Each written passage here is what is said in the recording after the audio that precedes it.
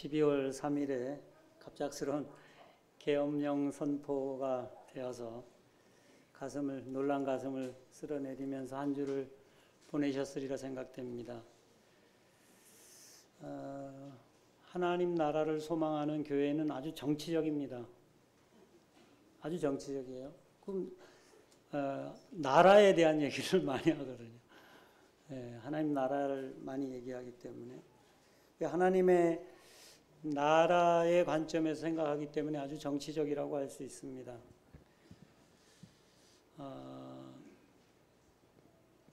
우리나라 대한민국을 생각하면 작금의 일들이 참 가슴 아프고 한숨이 나오고 절로 나오지 않습니까? 최근에 몇 가지 어려운 일들을 겪으면서 한숨이 저절로 나오더라고요. 그런 어려운 일이 생기면. 근데 제가 한숨 쉬면 우리 아내도 힘들어지더라고요. 주변 사람들도. 그래서 하면 이게 또 뭔 생각으로 저래나 하고 서로 힘들어지는데 제가 좀 생각을 바꿨습니다. 그래서 한숨이 나올 때마다 주님 제가 어떻게 하죠? 하고 이렇게 기도로 좀 바꿔봤습니다. 그게 올라올 때마다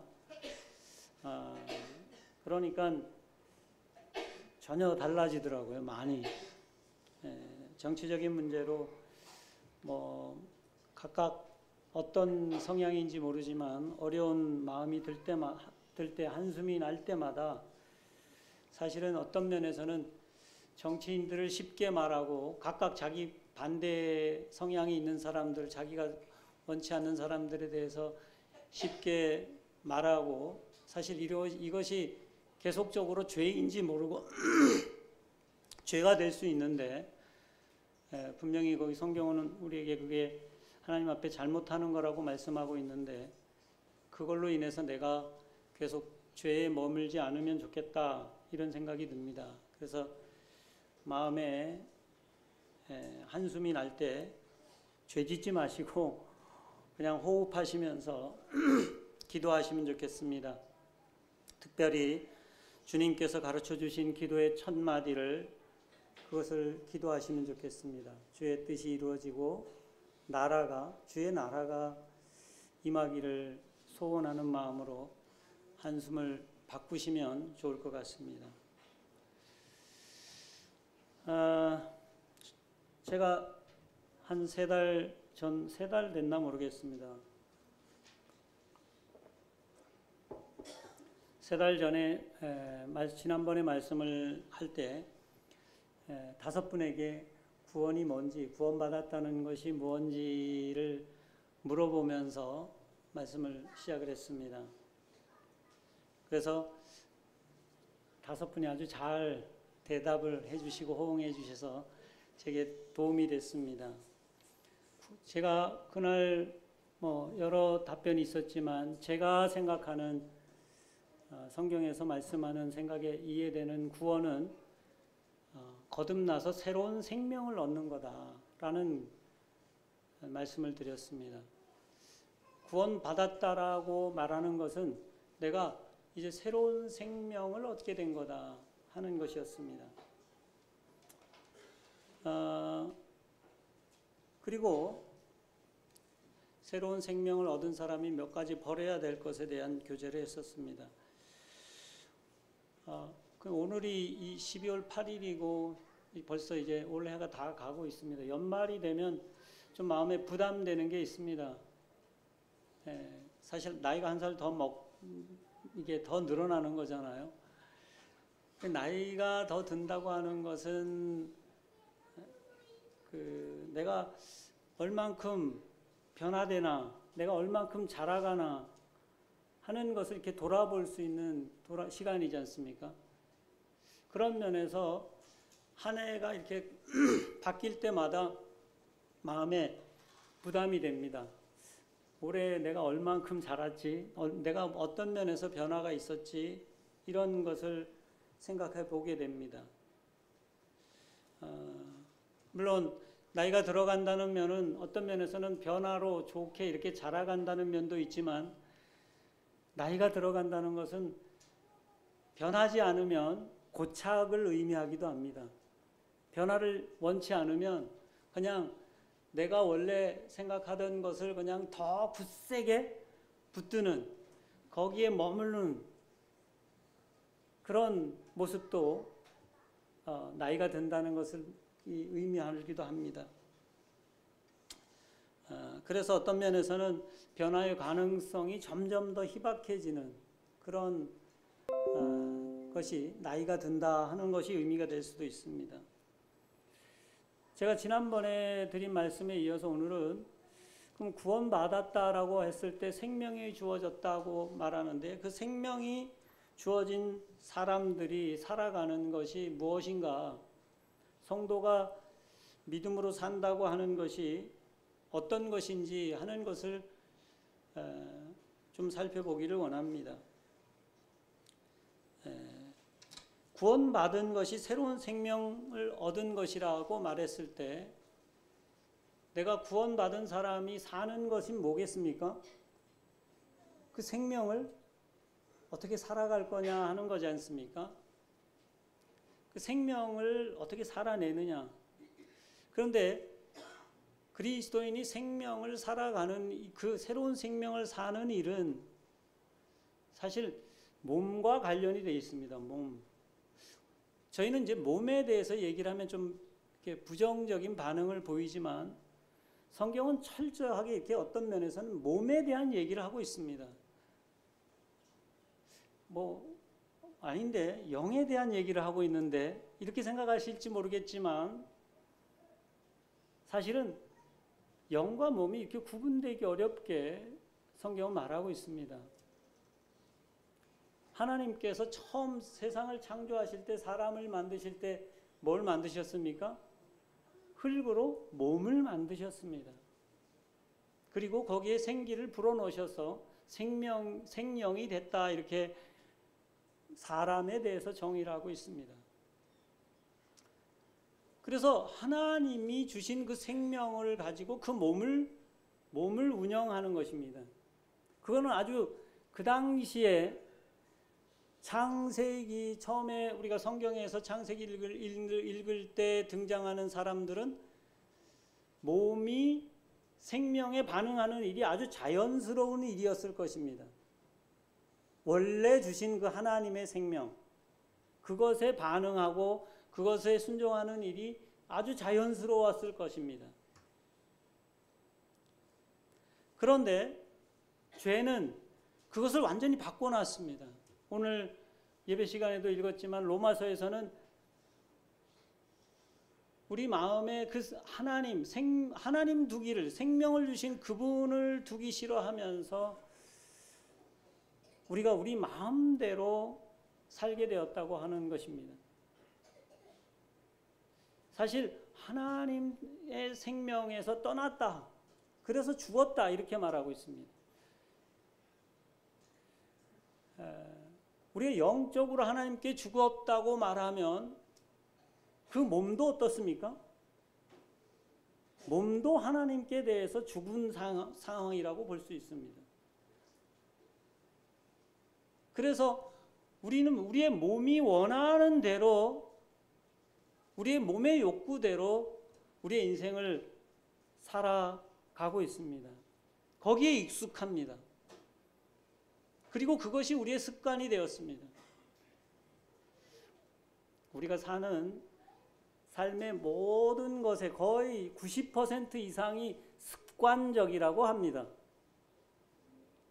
여러분 가만 보시면 여러분이 사는 삶을 잘 살펴보십시오. 거의 내가 하는 일들은 내게 익숙하게 내 삶을, 내 몸에 익숙한 것을 따라서 그냥 살아갑니다. 그리고 그 몸에 익숙한 것, 습관에 좀 걸리는 것이 오면 너무 불편하죠.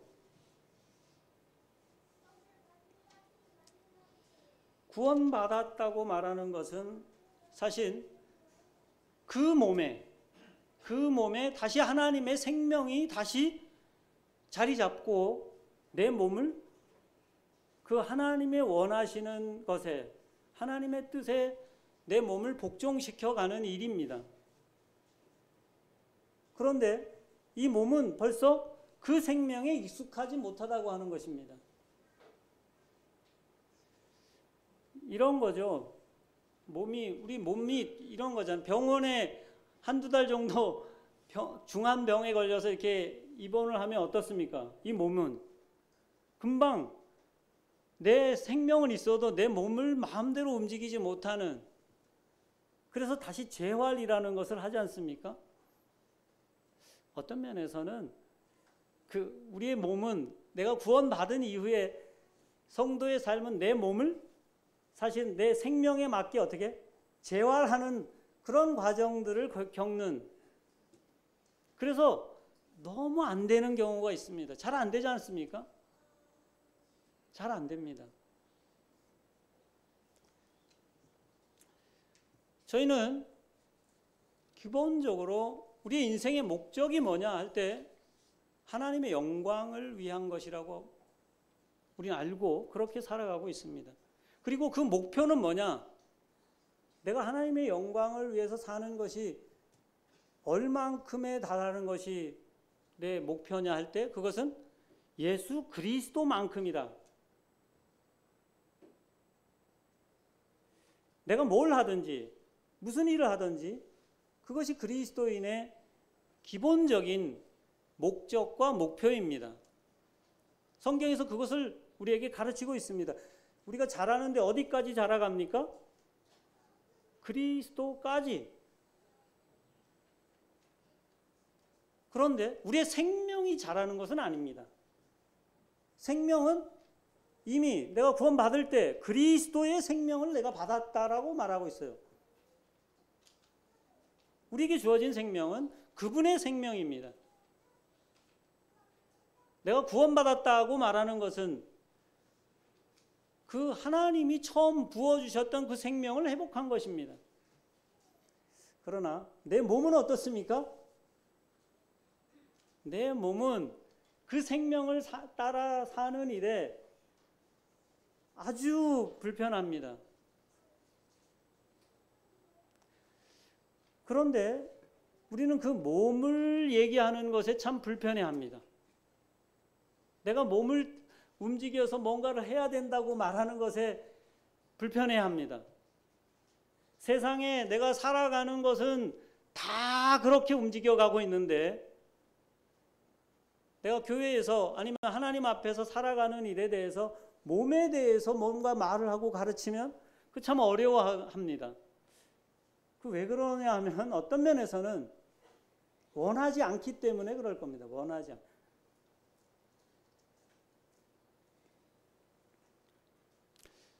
내 몸은 사실 하나님 없이 내 마음대로 사는 그 죄의 습관이 내 몸에 온통 내 몸을 주관하고 있습니다.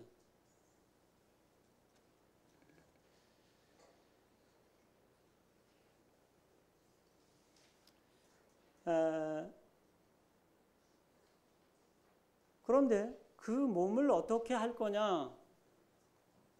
몸이 내가 성도로 살아가는 것, 매일매일 살아가고 내가 자라간다 하는 것은 사실은 그 생명이 나를 주관할 때 내 몸을 거기에 자꾸 맞춰가는 일, 그것이 성도의 삶이라고 여겨집니다. 우리가 로마서 오늘 8장을 좀 더 보겠습니다. 예전에도 본 적이 있는데 로마서 8장 1절부터 17절까지를 좀 읽어보겠습니다. 다 너무 잘 아는 말씀입니다. 같이 한번 읽어보겠습니다. 1절부터 17절까지입니다.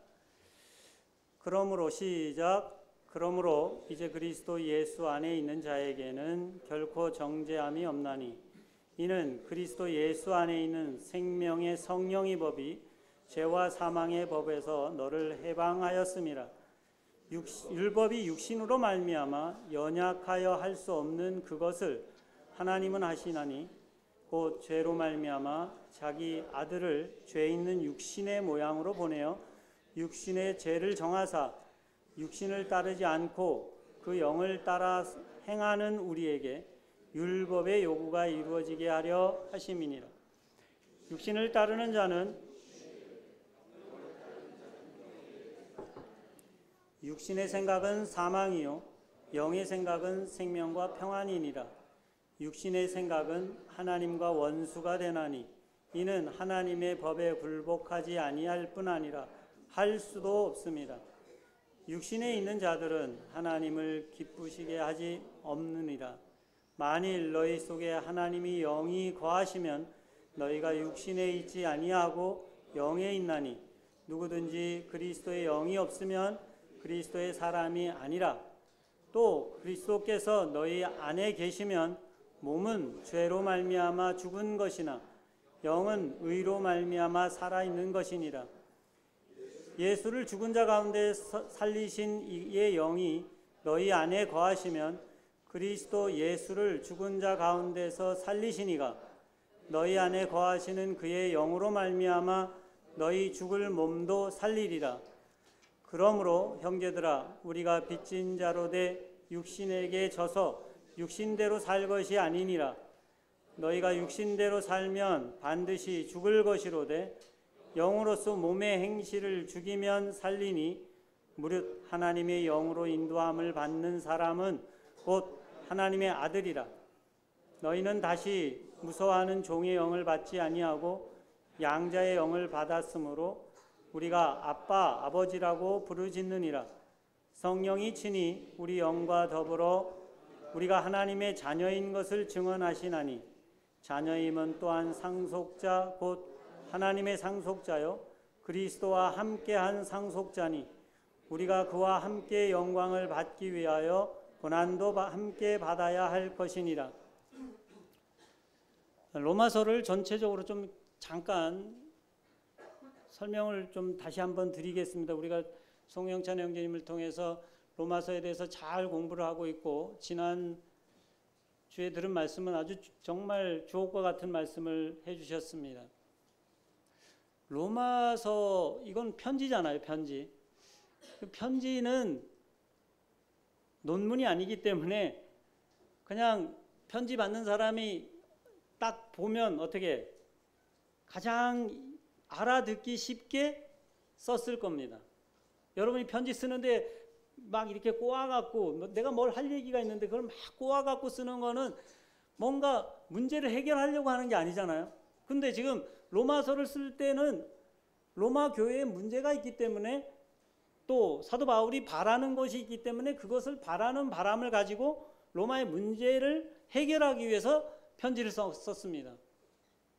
그렇다면 그 편지는 읽는 사람이 딱 읽으면 어떻게 바로 알아들을 수 있는 그런 편지입니다. 신학자들이 막 뭐 엄청난 어려운 말로 이렇게 분해를 많이 해놓지만 그건 편지에 불과합니다. 물론 그게 2000년 전의 편지라서 좀 어려운 면이 있겠지만 그러면 왜 그 편지를 썼느냐 할 때 크게 두 가지라고 저는 분별을 그렇게 합니다. 우선 로마 교회의 문제는 초대교회의 기본적인 문제들, 거의 서신서에 거의 계속 등장하는 문제는 교회가 유대인 그리스도인과 이방인 그리스도인이 이제 같이 지내면서 생기는 문제입니다. 로마서도 그 문제가 아주 대두됩니다. 사실 로마서를 읽으면서 계속 유대인에게 하는 말이 있고 이방인 그리스도인에게 하는 그 말이 계속 이렇게 반복돼서 나옵니다. 이 부분을 좀 생각하시고 로마서를 처음부터 쭉 읽어보시면 제가 지금 하는 말씀이 이해가 되리라고 생각돼요.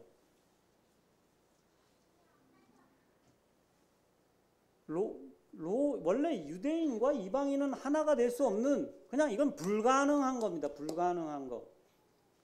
저는 몇 번 말씀드린 적이 있는지 모르겠지만 로마서는 에베소서 2장의 주석이다 이렇게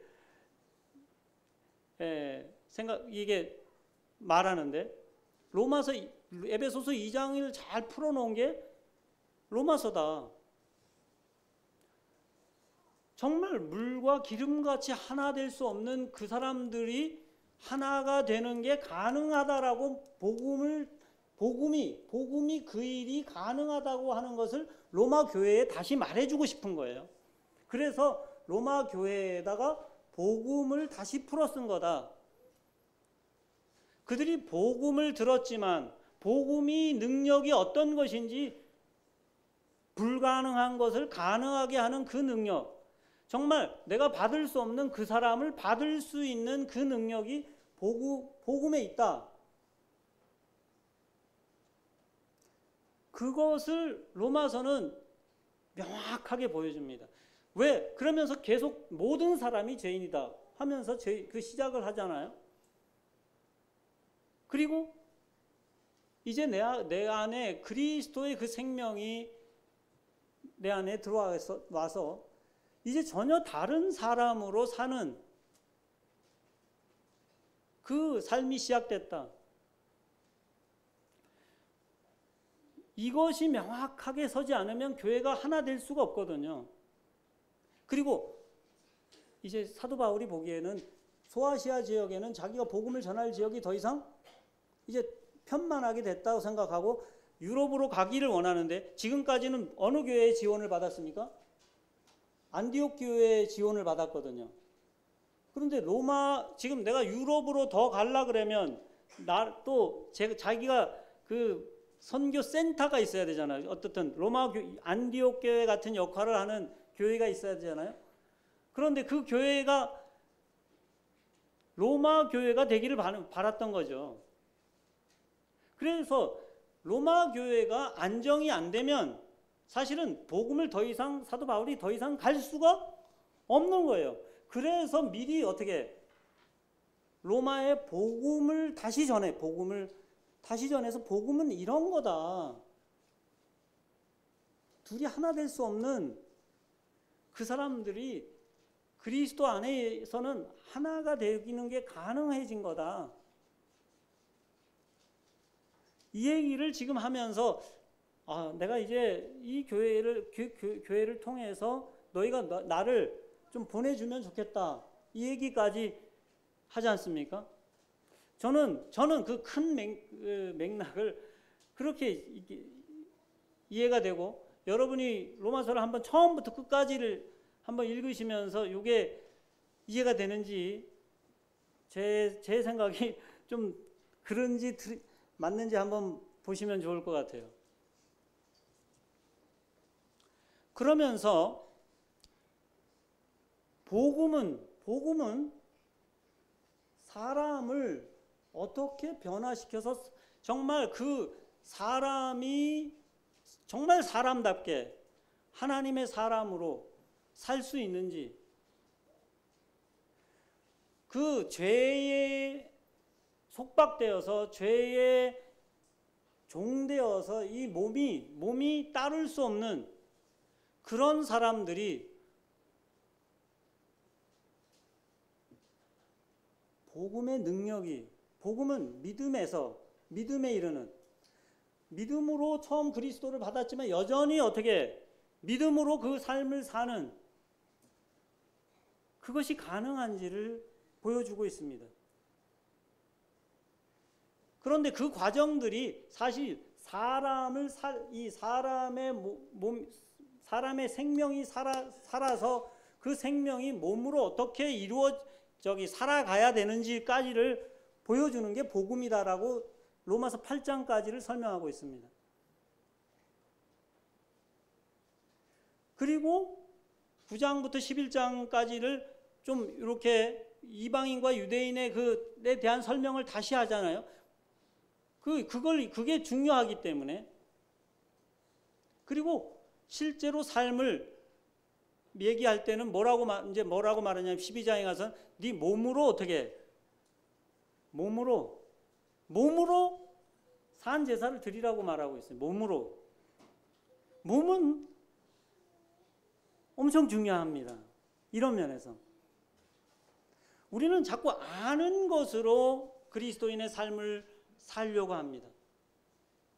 여러분, 아는 거 얼만큼 알고 있습니까? 지금 40년 30년, 40년 배웠지 않습니까?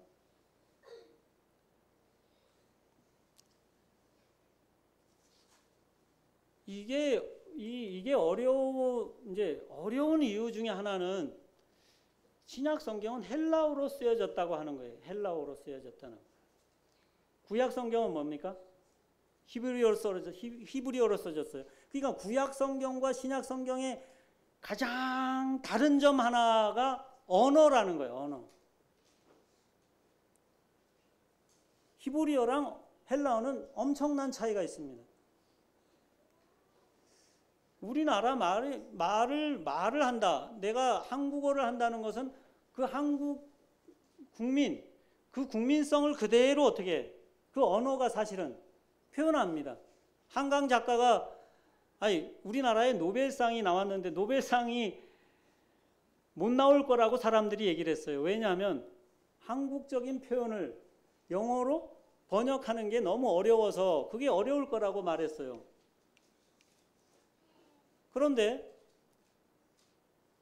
이것도 뭐 교과서에 없는 얘기입니다만 이것도 제 이해예요. 그 히브리어랑 헬라어가 그렇습니다. 히브리적 사고를 헬라어로 번역해낼 수가 없어요. 번역해낼 수가. 그게 어렵습니다. 헬라어는 기본적인 이원론적인 사고를 가지고 있어요.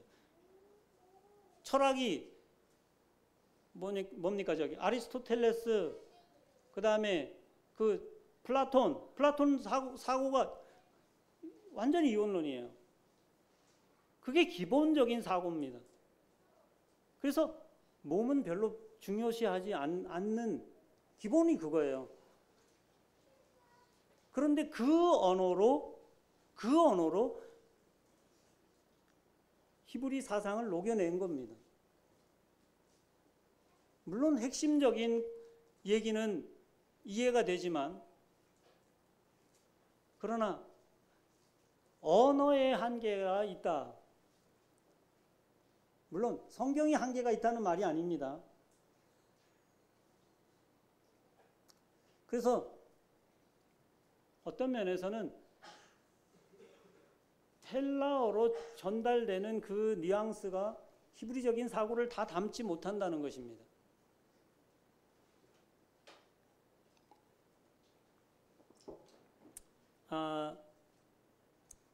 그 몸이 중요하다는 얘기를 제가 말하려고 하느라고 지금 이 말씀을 드립니다. 근데 헬라어는 거의 이 부분, 영적인 부분에 이 영혼에 대한 것에 많이 집중되어 있습니다.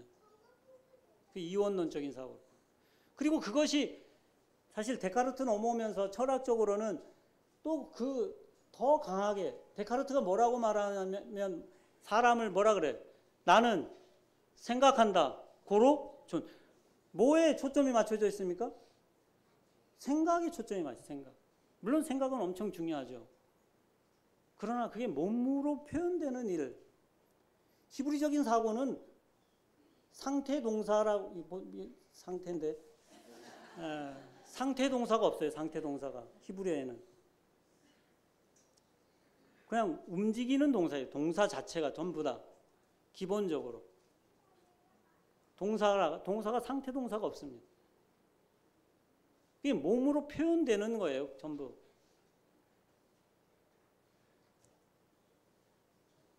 하나님이 예수님을 보내실 때 예수님을 어떻게 보내셨습니까? 영으로 보내셨습니까?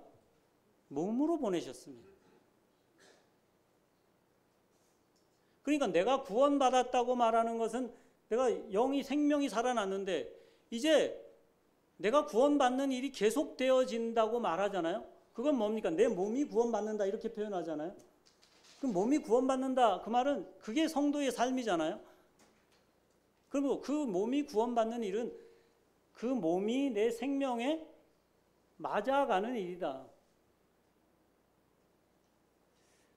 제가 저기 사진을 이거 좀 이해 좀 쉽게 하기 위해서 이해가 더 혼란스러울지도 모르겠는데 좀 영상이 있습니다. 한번 여기 자전거 있습니다. 자전거. 이 자전거를 한번 잘 보시면 자전거가 다른 자전거랑 좀 차이가 있는 게 있어요. 네? 잘 눈에 안 띌 겁니다. 네? 네? 브레이크. 브레이크가 없구나. 요즘 브레이크 없는 것도 있나요? 어쨌든 이거 브레이크는 아닌데. 자, 그 다음 사진 좀 보여주시겠어요? 저 자전거에 잘 보시면 조기가 다릅니다. 조기가. 조기 기어가 하나 달려있어요. 기어가.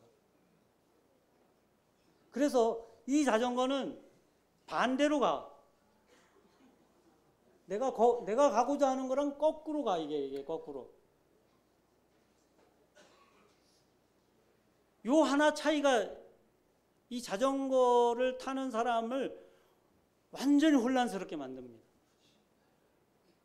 그 동영상 한번 보여주시겠어요?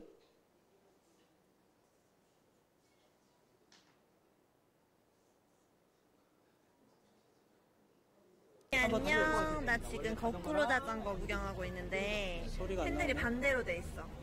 지금 요 초록색 테이프 앞선에서 뒷선까지 이렇게 성공하면 현금으로 5만 원 주고 있거든? 그래서 이거를 도전하는 사람들이 있는데 내가 한 번도 아직까지 성공한 사람을 못 봤어. 되게 평범해 보이는 자전거인데 엄청 위험한가 봐. 딱 이 지금 거리가 3m야, 3m. 핸들이 왼쪽, 오른쪽이 반대거든? 그래서 그 느낌을 굉장히 잘 기억하고 있어야 돼. 자, 또 도전자가 나왔어. 과연 얼마나 갈 수 있을지. 고!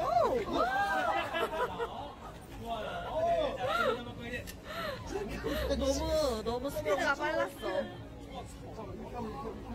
핸들이 반대야, 핸들이 반대. 고! 네, 어디로 됐습니다. 가시나요? 더 이상 자, 지금 끊으셔도 새로운 되겠습니다. 도전자가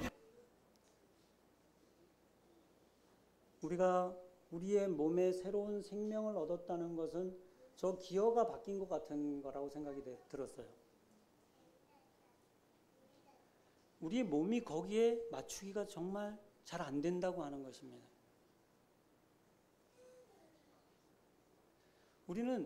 우리가 사는 그 습관에 너무 익숙해서 우리의 죄의 습관에, 그래서 죄의 종되었다고 말했는데, 죄에게서 종되어서 종에게서 이렇게 노임을 받았다고 했을 때, 그러면 내가 이제 그 생명에 맞춰서 내가 그냥 자동으로 살아가느냐? 그게 안 된다고 하는 것입니다. 다른 영상을 보니까 어른이 그 자전거를 타는데 익숙하게 되는 탈 때까지가 9개월이 걸렸대.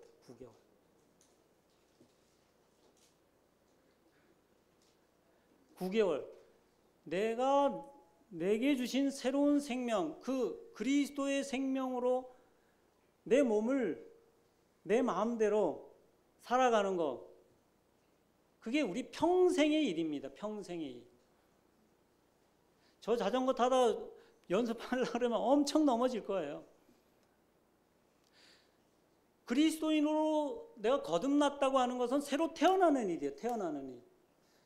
우리 손주가 넷이잖아요. 제가 막내가 이제 막 걷기 시작하고 하는데, 그 애들이, 우리는 그 애가 제대로 걷으려고 그러면 여러분 다 겪어보셨잖아요. 엄청나게 응원해주고 엄청나게 시간이 걸립니다.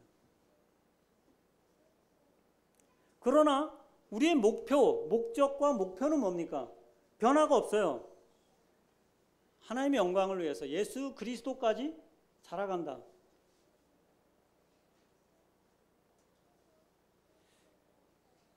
그 일을 가능하게 하는 것이 오늘 여기 로마서에 기록된 말씀입니다. 저는 9절과 10절을 집중해서, 10절과 11절을 좀, 앞에 부분은 여러분이 많이 들어보셨기 때문에 육신과 몸이 나와요. 육신과 몸이 좀 구분이 된다고 생각이 되는데, 육신은 뭡니까? 육신을 따라 살면 내가 옛날 사는 그 습관들, 내 생각들, 사고들, 그겁니다. 그걸 따라 살면 여전히 죽음을 맛보는 거예요. 근데 우리는 그것에 너무 익숙해 있어요. 그거에 너무 익숙했어요. 나는 내 90%가 그 습관이 내가 사는 대로 산다니까요. 그리고 그거에 누군가가 브레이크를 걸면 너무 불편해. 너무 불편해. 왜? 난 변할 마음은 별로 없거든. 여러분, 그런 것으로 계속 집에서 어렵지 않습니까? 교회에서도 그게 어렵지 않습니까?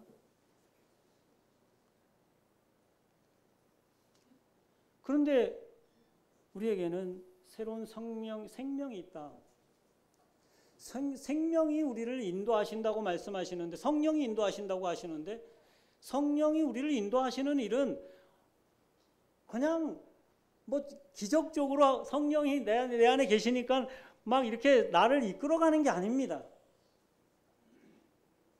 그것은 믿음으로만 그 일을 할 수 있습니다. 내 안에 새로운 성령이 계시고 그 생명이 계시고 그 생명에 내 몸을 어떻게?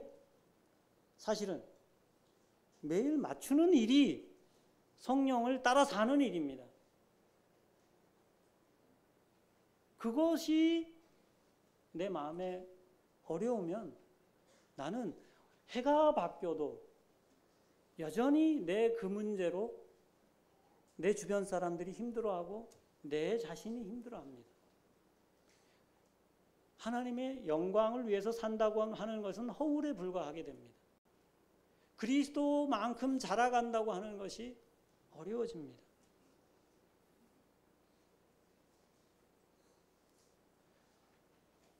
여러분, 배가 좀 나오면 이제 운동해야지 라고 생각합니다. 운동하면, 다이어트하면 살이 빠지지. 다 알고 있어요. 다 알고 있는데 그거 진짜 그렇게 하는 사람 있습니까? 많이? 그거 성공하는 사람 있습니까? 없습니다. 별로 없어요. 왜? 아는 게 내가 아는 게 아닙니다. 내가 하지 않으면 아무 일도 안 생깁니다. 최근에 우리 교회 성도님들 중에 우리 형님, 오재훈 형님이 병원에 가서 이렇게 검사를 했는데 당화혈색소가 혈당이 높고 당화혈색소가 6.0이 나왔다. 6.0이면 아직 건강하신 건데 그래도 염려가 되셔서 완전 드시는 거를 완전히 바꿨어요. 탄수화물을 거의 그냥 딱 끊어버리시고, 그리고서 지난주에 와서 말씀을 하시는데 5.5로 내려갔다. 걱정하실 거 없습니다. 이렇게 말씀했다. 그 이상.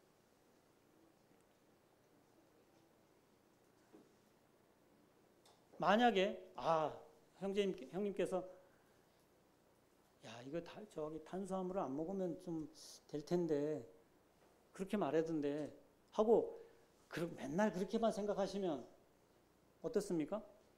아무 일도 안 생겨요. 우리 자매님 중에 한 분은 매일 아침에 페북에 보면 달리기 하는 장면을 이렇게 올리십니다. 그거 처음에 쉬운 일이 아니에요. 처음에는. 근데 지금은 어떻게? 그게 그냥 그분의 습관이야. 일상이야. 일상.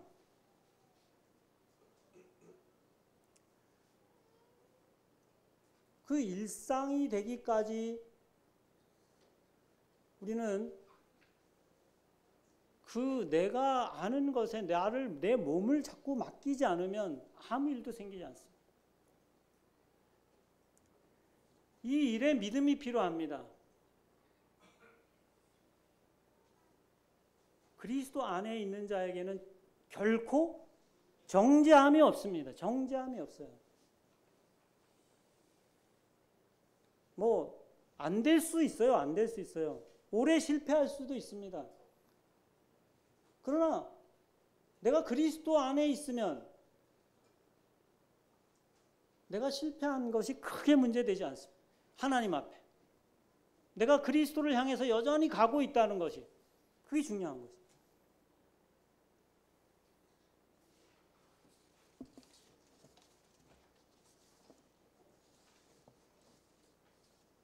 죄와 사망의 법에서 내가 해방됐다. 두 번째. 아니 내가 묶여있기 때문에 그걸 못하는 게 아니라니까요. 묶여있기 때문에 못하는 게 아닙니다. 나는 이미 자유한 몸입니다. 내가 죄가 나를 붙들고 있기 때문에 내가 의롭게 살지 못하는 게 아닙니다. 내가 그것에 익숙하지 않기 때문에 나는 죄의 거기 이렇게 원래 그게 나를 자꾸 만들어 가던 그것에 익숙하기 때문에 안 되는 것입니다. 내 말하는 습관이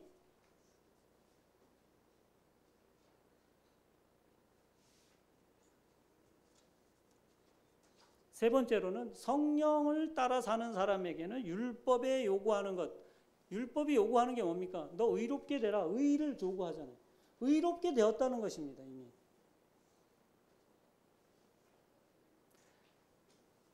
네 번째로는 거듭난 사람은 하나님의 자녀다.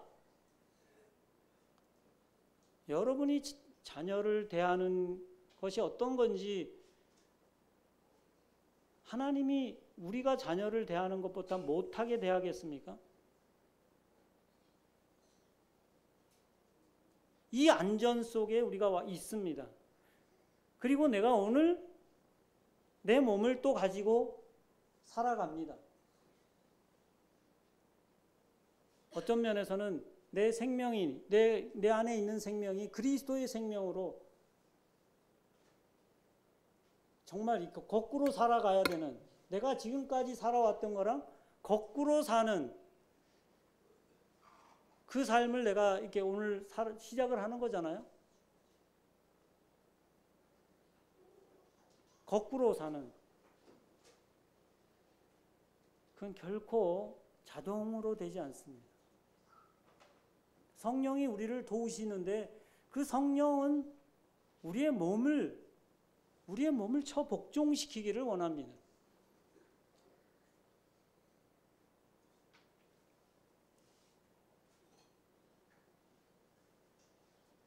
그것이 내 습관이 되도록, 내가 늘상 하는 일이 되도록, 내 오른손이 하는 일이 내 왼손이 모르게, 이거 어떻게 가능합니까?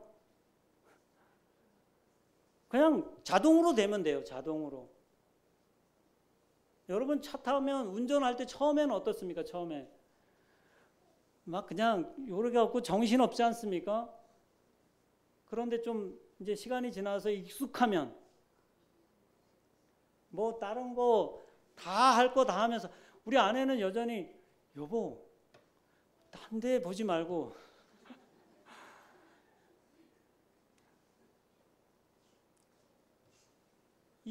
이것이 평생 걸릴 줄 모르겠습니다. 평생.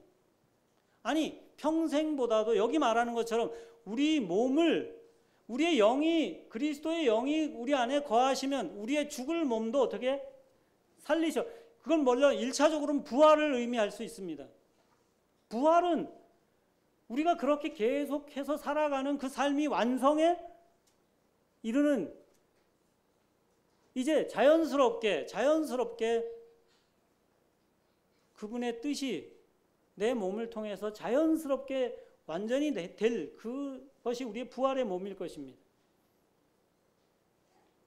그러나 그것이 오기까지 여전히 주님은 우리가 우리의 몸으로 그분을 알아가기 원합니다. 그런 장치들을 여러분 곳곳에 이렇게 만들어 놓고, 특별히 교회에서 교회는 그것에 초점을 두고 있습니다. 예배를 통해서, 우리 교제를 통해서 우리 아는 것에 초점이 아니고 사실은 어떤 면에서 우리가 우리의 몸으로 사는 것에 초점을 두고 있습니다.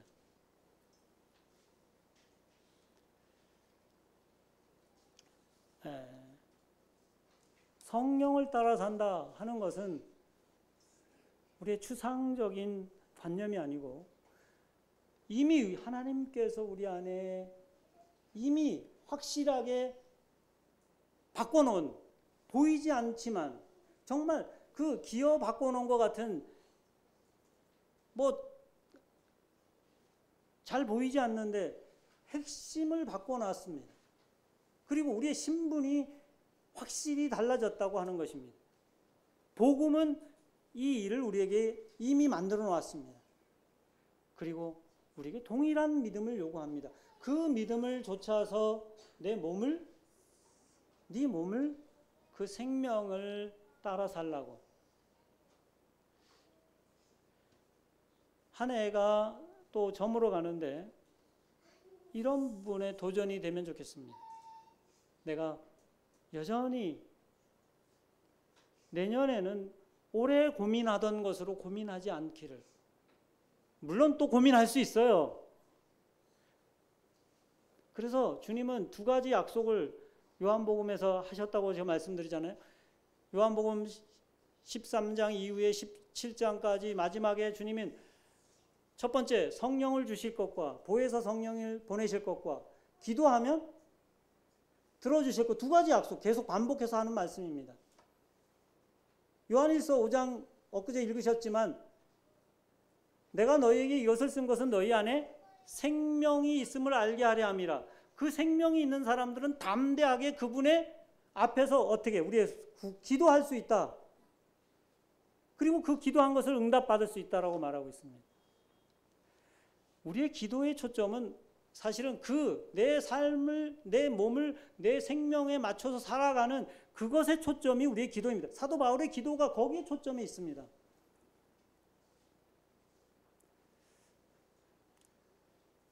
올 연말을 보내시면서 또 나이가 한 살 더 들어가시면서 이 고민이 여전히 새로운 고민들을 하면서 우리 몸이 그 생명을 따라 살아가는 것에 조금 더 그리스도를 닮아가는 일에 조금 더 가까이 가면 좋겠습니다.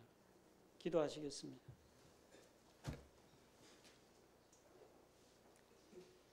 하나님,